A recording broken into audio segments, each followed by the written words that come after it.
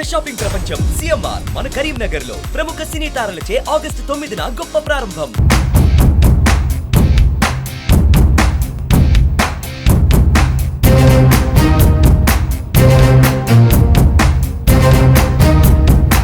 అప్పుడు ప్రయాణికులు ఎవరు లేరండి, ప్రాణ నష్టం జరగలేదు, ఎవరికి గాయాలు తగలలేదు. ఇప్పుడు దర్యాప్తు జరుగుతుంది. దర్యాప్తు జరిగిన తర్వాత ఎందుకు షార్ట్ సర్క్యూట్ కాదా అని మనకు క్లారిటీ వస్తుంది.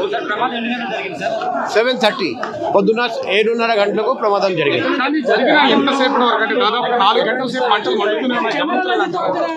ఎందుకంటే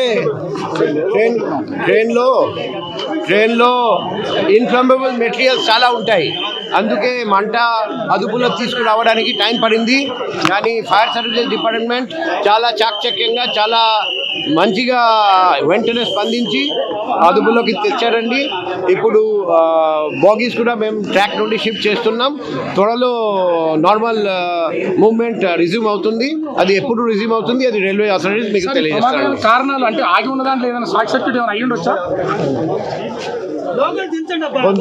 కొందరు ప్రయాణికులు షార్ట్ సర్క్యూట్ వల్ల జరిగిందని చెప్తున్నారండి. కానీ కారణం ఏమిటి? ఇప్పుడు కేసు రిజిస్టర్ చేయడం జరుగుతుంది, దర్యాప్తు చేయడం జరుగుతుంది, ఫోరెన్సిక్ ఎవిడెన్స్ సేకరించి పరిశీలించడం జరుగుతుంది. ఫోరెన్సిక్ నిపుణులు అభిప్రాయం ఇస్తారండి. మా క్లూస్ టీమ్ కూడా వస్తున్నారండి. ఆ ఫోరెన్సిక్ ఎవిడెన్స్ చూసి మేము ఫైనల్గా క్లియర్గా క్లారిటీతో సహా చెప్పగలం.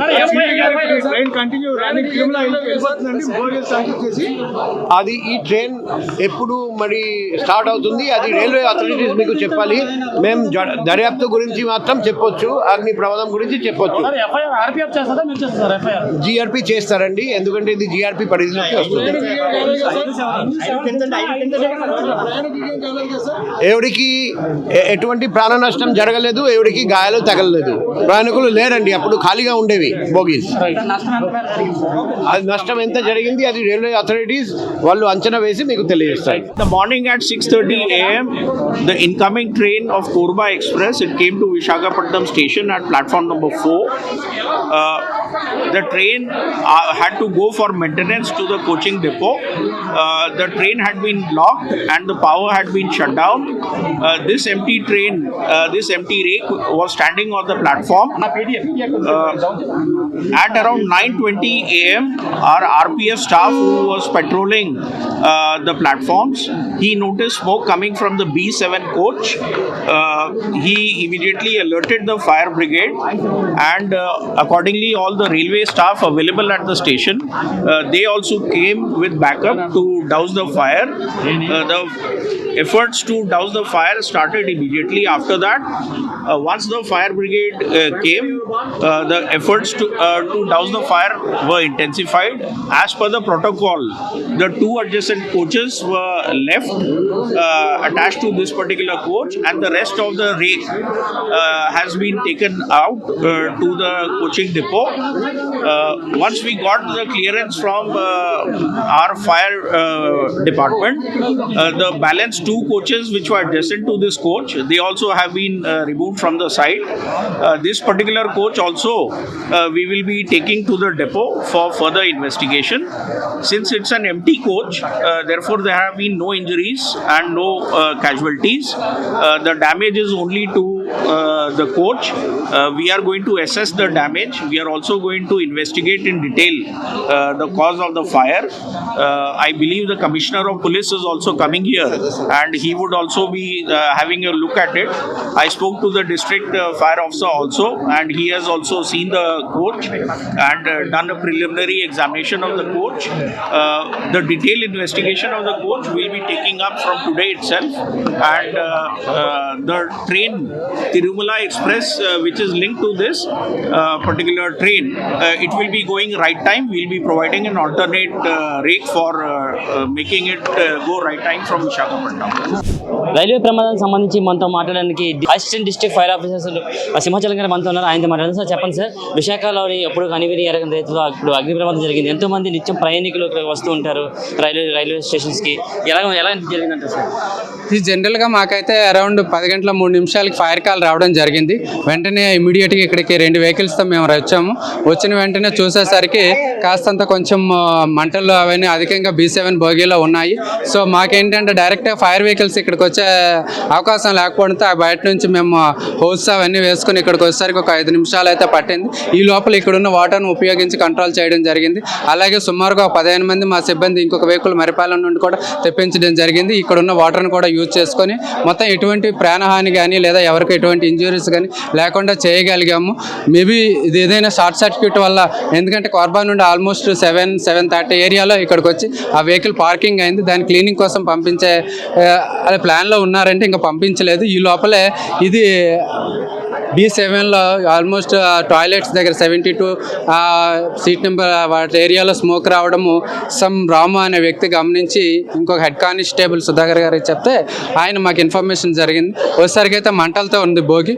ఇమ్మీడియట్గా పక్క వాటికి స్ప్రెడ్ అవ్వకుండా కంట్రోల్ చేసి పబ్లిక్ని కూడా కాస్త దూరంగా ఉంచి క్లియర్ చేయడం అయితే జరిగింది. లక్కీగా ఏంటంటే మేము వచ్చేసరికి ట్రైన్ లోపల కానీ ట్రైన్ చుట్టుపక్కల కానీ జనాలు ఎవరు లేకపోవడం వల్ల మనకి ఎటువంటి ఇంజురీస్ కానీ ప్రాణహాని కానీ జరగకుండా ఉంది. సార్ ఎన్ని బోగిల వరకు మంటలు వ్యాపించాయి సార్? మీరు కంట్రోల్ చేయడానికి ఎంతసేపు పట్టింది సార్ మీకు మంటలు? ఒక బోగి అయితే పూర్తిగా డ్యామేజ్ అయ్యిందండి. B6 కొంచెం లిటిల్ బిట్, అలాగే M1 కూడా కొంచెం లిటిల్ బిట్. దీని వేడి వల్ల కొంచెం అది హీట్ వల్ల కొంచెం డ్యామేజ్ అయ్యి ఒక బోగి అయితే పూర్తిగా డ్యామేజ్ అయింది. 2 బోగీలు అయితే పార్షియల్గా డ్యామేజ్ అయ్యడం జరిగింది. మేము వచ్చిన తర్వాత సుమారుగా 15 నిమిషాల నుండి 25 నిమిషాల వరకు మా టైం పట్టింది. ఎప్పుడైతే ఫైర్ కంట్రోల్ అయిపోయిందో దాన్ని తర్వాత కూల్ చేయడానికి మేము ఒక ½ అవర్ పైన తీసుకున్నామండి. మీరు మంటలు ఆర్పడానికి పాల్గొన్నారు సార్? మొత్తం దగ్గర ఆఫీసర్స్ స్టాఫ్ అందరూ కలిసి 20 మంది వరకు వచ్చారండి.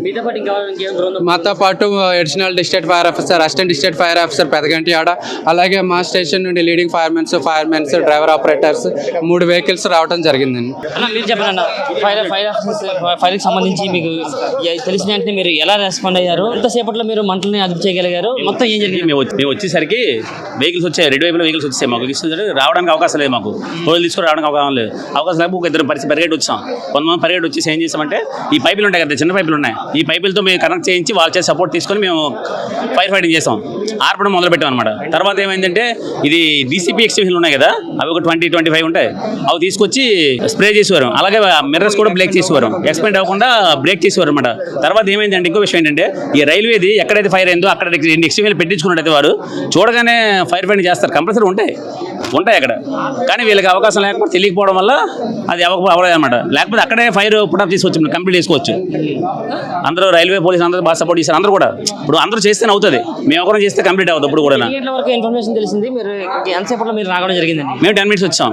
10కి ఇలాగా ఫోన్ చేశారు, 10 minutes వచ్చాం. మేము 10 minutes వచ్చేసి మేము కంప్లీట్ చేసాం మ్యాక్సిమం. ఎందుకంటే ఫైర్ ఎక్కువైపోయింది, ఏసీ రూమ్స్ అవన్నీ, ఏసీ వల్ల మెటీరియల్స్ బ్లాక్ అవడం వల్ల ఏంటంటే స్మోక్ బయటకు వెళ్ళేది కాదు, హీట్ అక్కడే ప్రొడ్యూస్ అయిపోయి ఎప్పుడైనా సరే చిన్న ఫైర్ అయిందంటే ఎక్కువ ఎక్స్పెండ్ అవ్వడం కారణం ఏంటంటే అది ఒక ఏసీ, దాని చూడు ఫోమ్ మీటర్స్ అవన్నీ ఉంటాయి. దానివల్ల ఏమంటే బయట నుంచి వెంటిలేషన్ లేదు, ఇప్పుడు స్మోక్ బయటకు వెళ్ళిపోయింది అక్కడక్కడ తిరుగుతుంటుంది, దానివల్ల అది ఎక్స్పెండ్ అయిపోయింది. తగ్నమైన అంటే మాత్రం పుట్టగొట్టిన రావడం జరిగింది. ఇక్కడ ఉన్న బోగిలను అయితే మాత్రం ఇక్కడ ఉన్న వాటిని అన్నింటిని విడగొట్టి వాటిని అయితే ఆర్పడానికి అయితే మేము శ్రమిష్గా కృషి చేస్తాం. మాతో పాటు RPF కానివ్వండి, GRPF పోలీస్ అధికారులు, ఇక్కడ లోకల్గా ఉన్న సంబంధించిన పోలీస్ అధికారులు అందరూ కూడా సమిష్టిగా కృషి చేసి అయితే ఇక్కడ దగ్గరలో ఉన్నైతే మంటలైతే మేము ఆర్పడం జరిగింది. సుమారుగా మాకు 4 గంటల నుంచి 45 నిమిషాల సమయం పట్టింది. మొత్తం మంటలైతే మాత్రం పూర్తిగా అదుపు చేసాం. లోపల ఉన్న పొగలు కూడా మేమైతే బయటకు వచ్చే విధంగా అయితే మాత్రం మేమైతే అన్ని రకాలుగా అయితే అదుపు చేయడం జరిగిందని ఫైర్ ఆఫీసర్స్ అయితే చెప్పడం జరుగుతుంది. కెమెరా పర్సన్ శేఖర్తో ప్రశాంత్, సుమన్ టీవీ, వైజాగ్.